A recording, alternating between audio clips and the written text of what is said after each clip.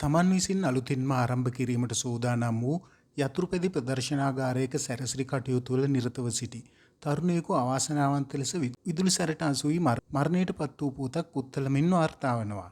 පුත්තලම මූලස්ථාන පොලිසිය පවසන්නේ මෙලෙස මරණයට පත්ව ඇත්තේ පුත්තලම නගරයේ පදිංචි 24 හැවිරිදි දන්තනාරායන් නවෝත් ගිම්හාන් නැමැති මීට මාස කිහිපයකට පෙර විවාහ වූ තරුණයෙකු බවයි.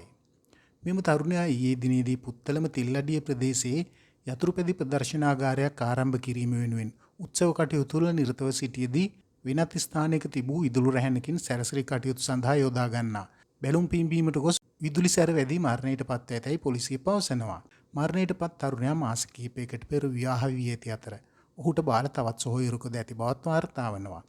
විදුලි සැරට හසු වීමෙන් පසු බරපතල ලෙස අසාධ්‍ය තත්ත්වයේ සිටි මෙම තරුණයා පුත්තලම මූලික රෝහලට ඇතුළත් කරන විටත් මරණයට පත්ව සිටි බව තමයි මූලස්ථාන පොලිසිය පවසන්නේ.